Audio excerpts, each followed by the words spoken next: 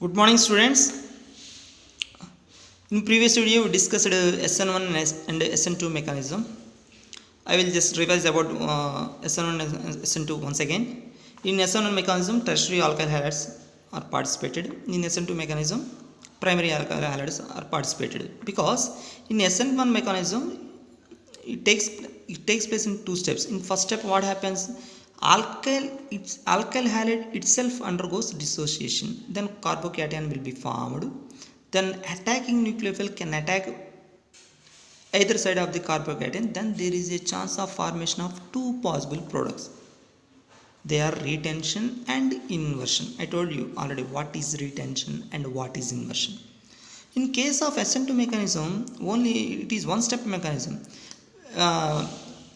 When nucleophile attacking, then only halogen will be removed from given alkyl halide. That is easily possible when that alkyl halide not having bulky groups.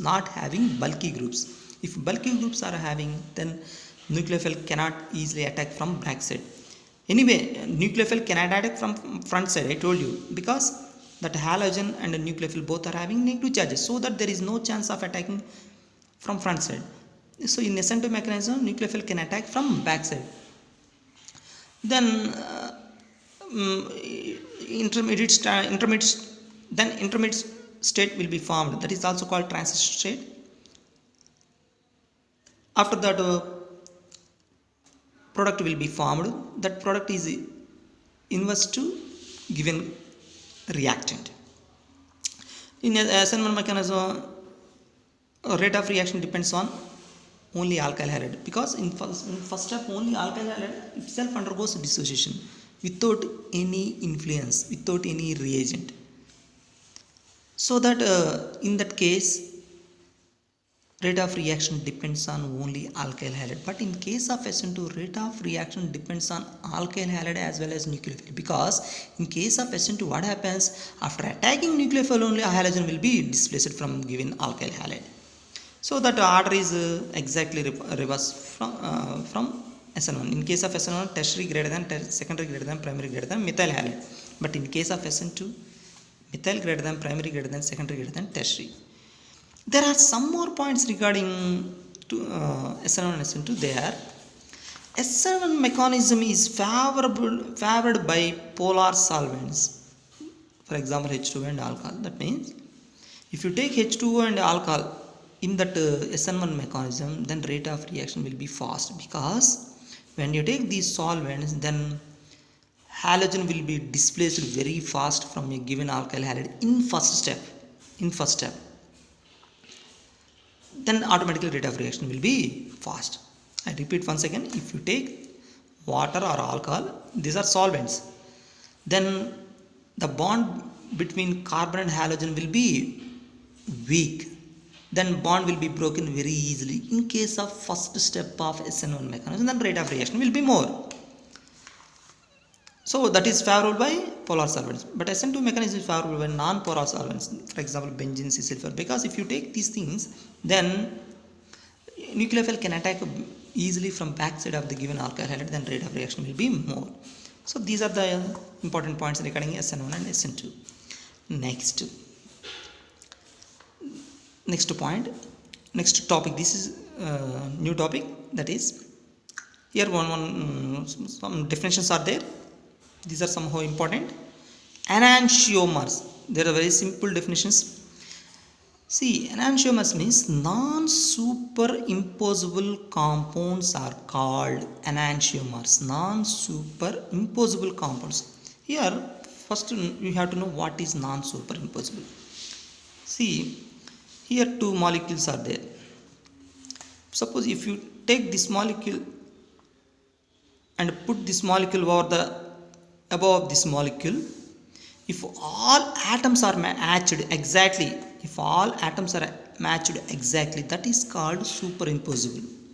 Suppose I put my hand here. If one more hand is put over the hair,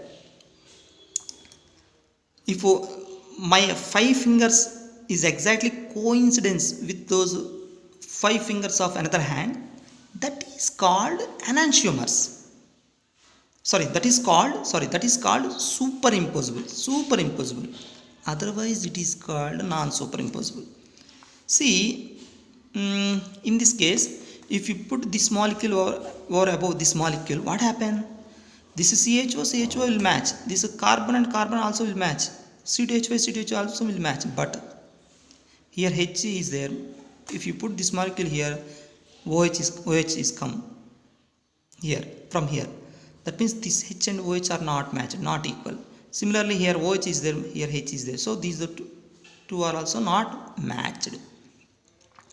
Then these are called non-superimposable. And one more point is there. Those two molecules should be mirror images. Mirror images means, suppose if this is arrow mark. If you see this arrow mark in mirror, then this arrow mark will be like this, not in this direction. If you see this arrow mark in mirror, then we get the image like this.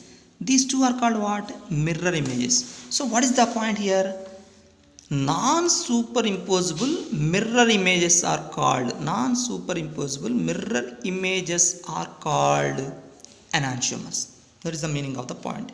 Non-superimposable mirror images are called enantiomers. Next, diastereomers. This is exactly opposite of this one. Non-superimposable non-mirror images. Non-superimposable and non-mirror images. See, if you see this example, if you take this molecule and put this molecule above here, then this CHO and CHO will be matched. This H and H also will be matched. This OH and OH also will be matched.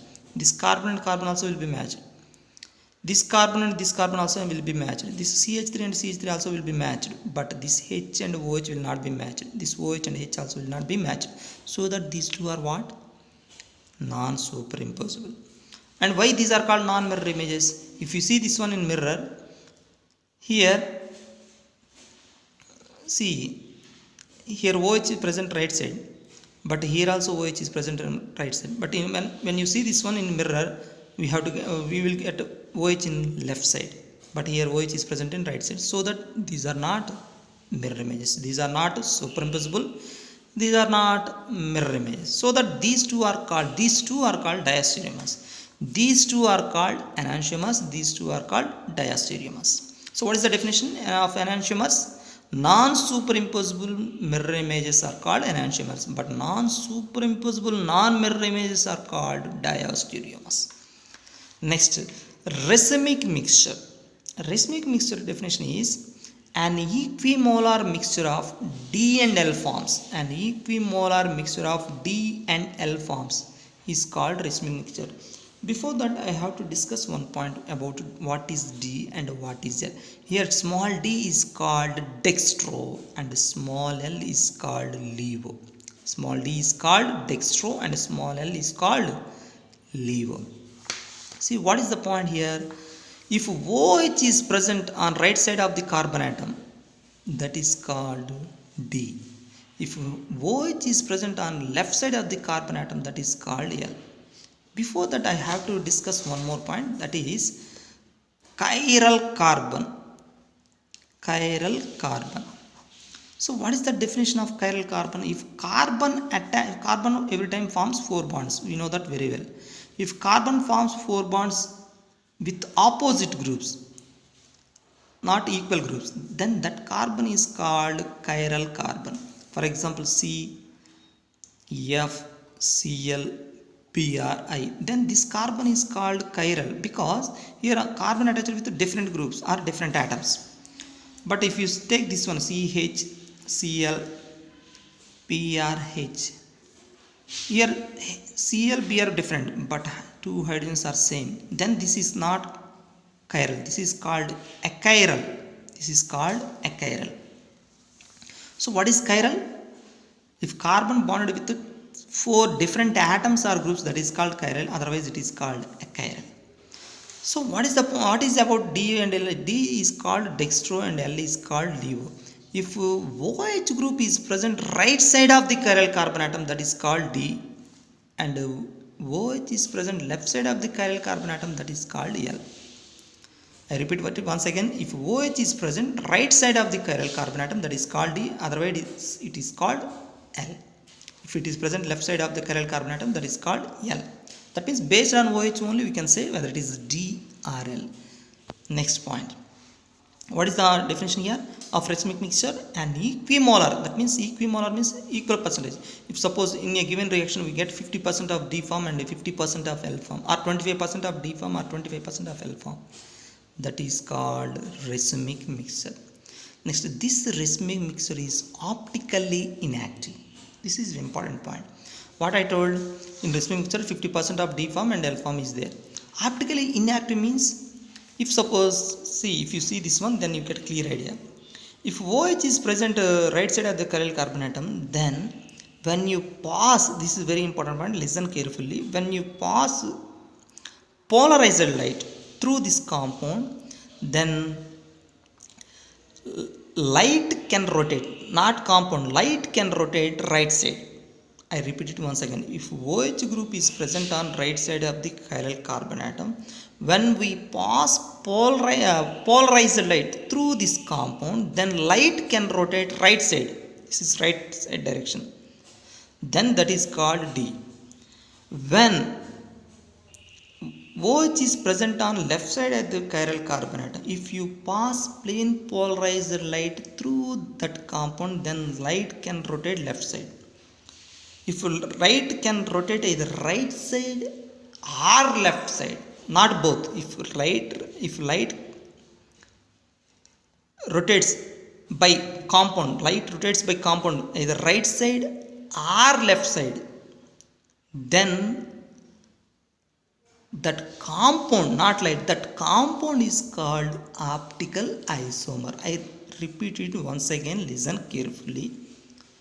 If light rotates by compound in clockwise direction, nothing but right side, or in anti-clockwise direction, nothing but left side, not both, then that compound, not light, that compound is called optical isomerism.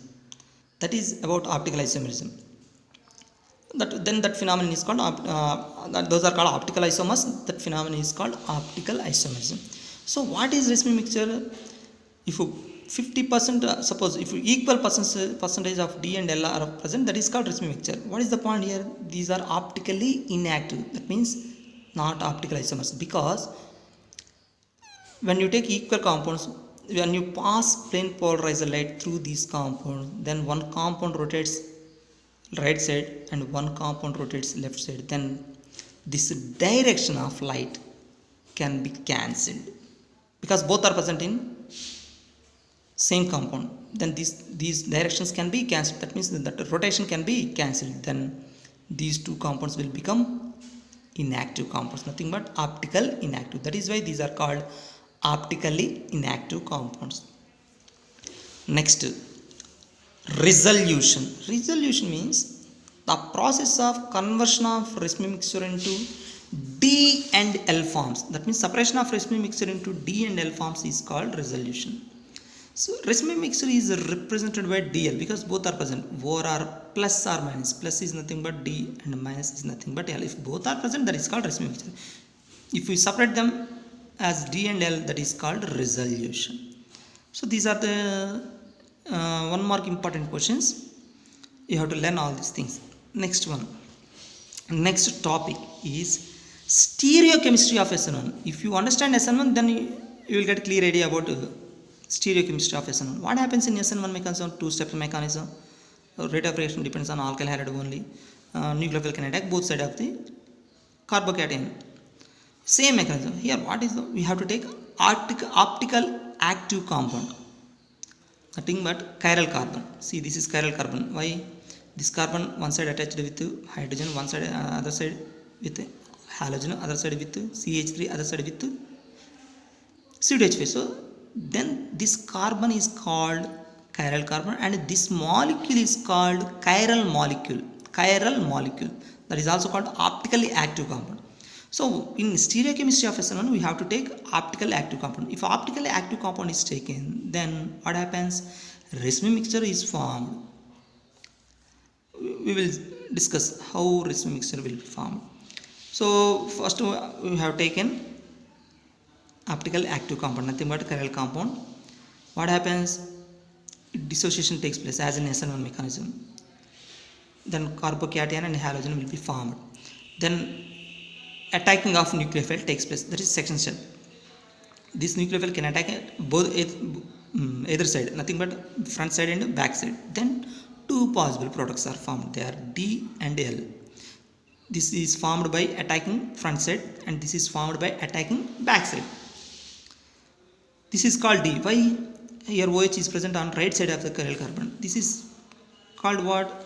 L, because OH is present left side of the chiral carbonate. That means in this mechanism D and L both are present in equal manner, in equal percentage. So that is why this is called racemic mixture. So in stereochemistry is what? We have to take optical active compound, then racemic mixture will be formed. That means we just apply SN1 mechanism for given optical active compound, nothing but chiral compound. In case of stereochemistry of SN2, if D form is taken, then L form will be formed, or L form will be is taken, D form will be formed, nothing but vice versa. See, here also optical active compound is taken. Here attacking takes place from back side only. I told you why attacking takes place from back side only. Here see, this configuration is exactly reverse to this one. If it is D, then it is L. If it is L, then it will be D. So that means the inverse configuration formed in case of stereochemistry of SN2. So this is all about stereochemistry of SN1 and stereochemistry of SN2. This is all about alkyl halides. One more topic is there in this chapter, that is aryl halide. We will discuss about that one in next video. Thank you.